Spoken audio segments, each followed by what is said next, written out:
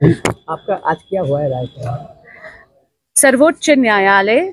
Honourable supreme court of India ने एक interim protection petitioner के फेवर में दी गई थी तब तक के लिए जब तक कि आदरणीय हाई कोर्ट इस मैटर को सुन नहीं लेता। आज जलपाईगुड़ी के सर्किट बेंच पे honourable high court of Kolkata की डिवीजन बेंच पे एक बहुत गहन और विचार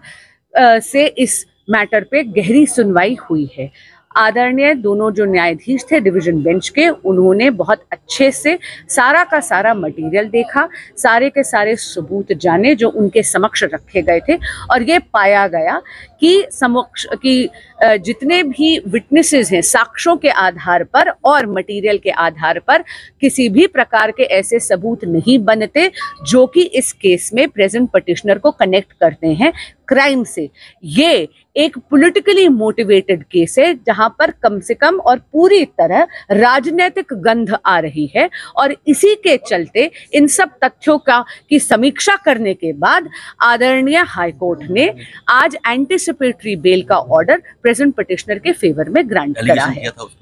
जी, एलिगेशन जो थी वो सरासर झूठ थी। उनको एक 307 के केस में झूठे तथ्यों पे अटेम्प्ट टू मर्डर में रोपिन करने का एक पॉलिटिकल प्रयास था। जी, डिवीजन बेंच ने ये कहा है कि इसमें उन्होंने भी अपने ऑर्डर में ये माना है कि इसमें एक किसी प्रकार का एक राजनीतिक रंग दिख रहा है, और इसीलिए पिटिशनर की गरिमा और उनकी खुद की डिग्निटी को मद्देनजर रखते हुए ये देख के कि पिछले 6 साल से किसी भी प्रकार से पिटिशनर को अरेस्ट करने का या समन करने का या तफ्तीश में बुलाने का कोई भी प्रयास के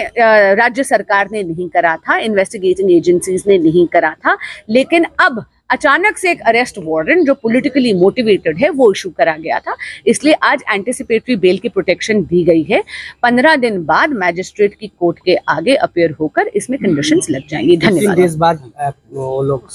जी अपीयर करेंगे और वहां पर